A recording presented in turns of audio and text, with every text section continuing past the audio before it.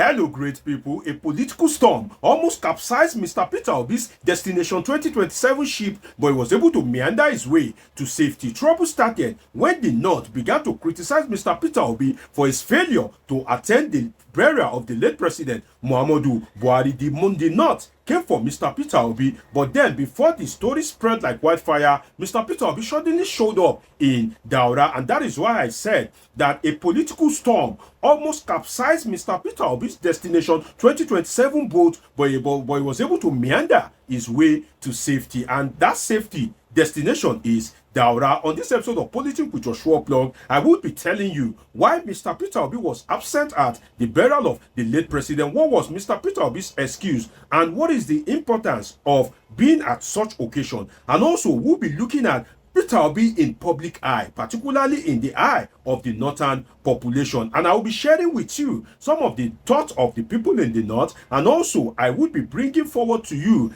the critique of one of Mr. Peter Obi's fairest political enemy, Reno Omokri. And I will be giving you two political thoughts that would kind of like capture the whole essence of Reno Omokri's antagonism of Peter Obi. We'll be doing all this and more on this episode with your show plug, Dr. Omoshodadeji. First, I can tell you that Mr. Peter Obi said he wished to be at the funeral of Muhammadu Buhari, but I think let us go and watch the video of Mr. Peter Obi's greeting to the family of the late president. Then we come back for some great discussion. Let's watch Mr. Peter Obi in Daura, then we come back for some discussion. Let's watch it.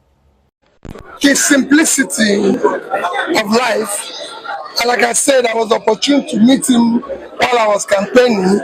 His sincere appeal that we should care for the poor. I've always maintained that Nigeria must care for the poor, invest in them, put them out of poverty. Is there any lesson to learn from his life by Nigerians? I said it before, simplicity. Knowing just as his life is there, knowing that fully well, one day we'll go back to our creator. So we have to do our own, and I believe that within his capacity, he contributed to a better Nigeria.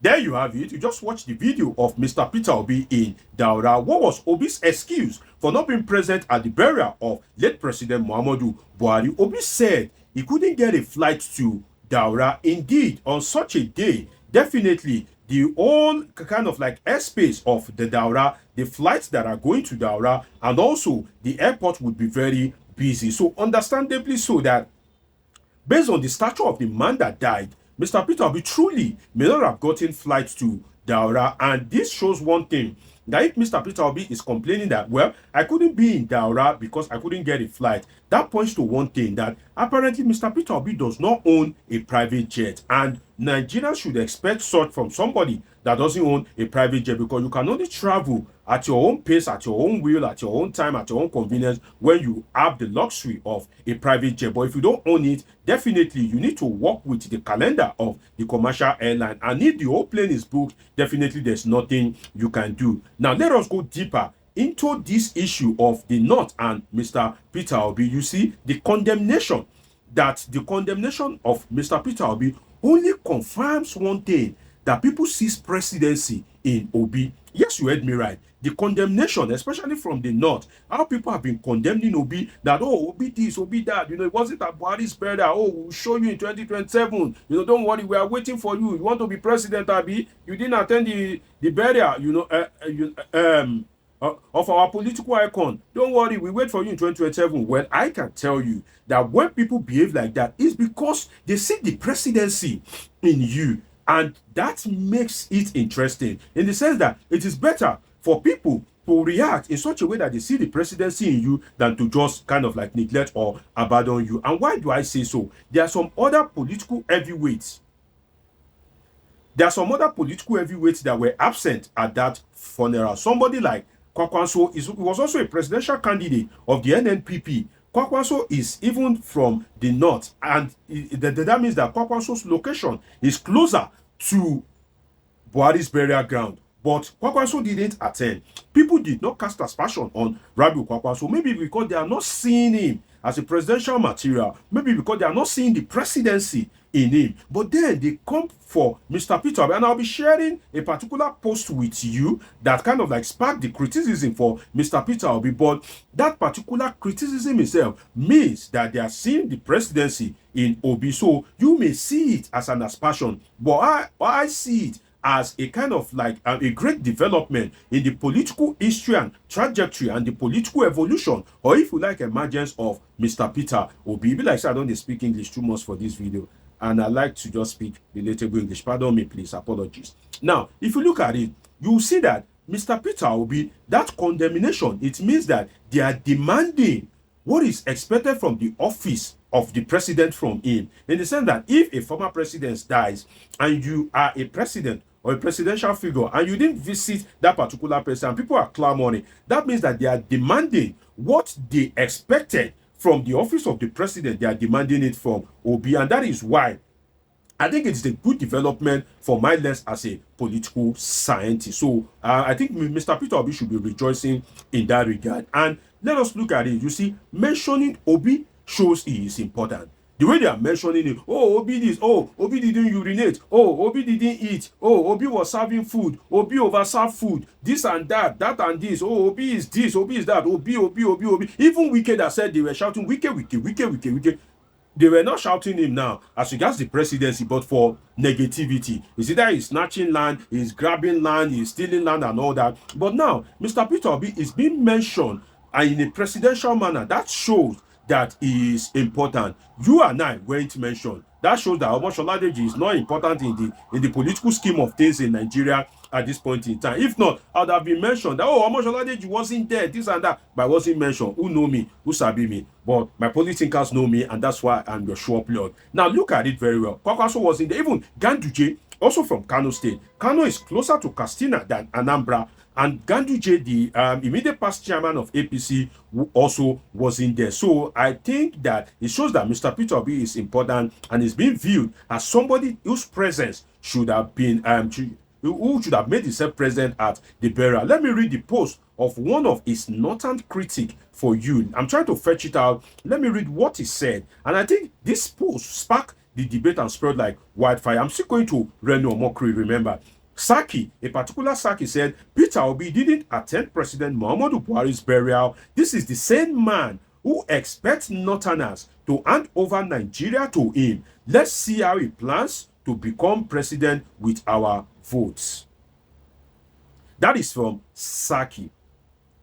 Well, I can tell you, Saki, for free that, well, I can tell you that Nigeria does not belong to Northerners. Northerners cannot hand over the presidency to somebody. If it is possible, the North would have handed over Nigeria's presidency to Muhammadu Buhari. Nigeria's presidency belongs to Nigerians. It is Nigerians that will hand over their presidency to their preferred candidate, not Northerner. So for you to now customize the Nigerian presidency, for you to now monopolize it as if it is something that belongs to the North and solely for the North, definitely, and the North is free to hand over it to whoever it pleases, I think then Saki is getting it wrong, because the presidency of Nigeria belongs to every Nigerian, and they will make input on whoever becomes the president in a democracy. And let us look at it. I think that Saki needs to be educated.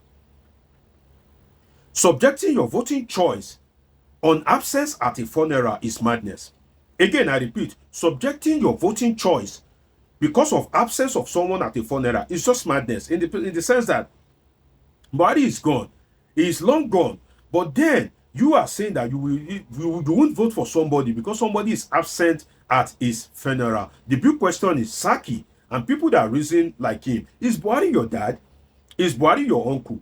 Is Buhari your cousin? Is Buhari a relative of yours? And even the presidency of Muhammadu Buhari could have even cost you hardship. The presidency of Muhammadu Buhari could have even cost you pain. If it doesn't cost you pain, it may have cost one of your brother, your friends, your aunts, your associate. It may have cost them pain. So for me, I think subjecting your voting choice on absence of Mr. Peter Obi at the funeral is madness. Buhari is not your dad. What should determine whether you vote for Obi or not is the quality of his manifesto. It's his quality of his manifesto, I repeat. Again, his competence, assessing him. Does he have the intellectual sagacity? Does he have that, that kind of that mental rigor to cope with being the presidency of Nigeria? Does he have the pedigree that can give Nigeria the good image that the country ought to have in the Committee of Nations? That should be the things that should come first, not whether attending Buhari's burial or not. For somebody to subject his determination of who to vote for on attendance to a burial or not, I think it's just absolutely madness. And what I can say is that I think the APC and the Tinubu boys should be rejoicing that Obi was absent at the burial. And why do I say so?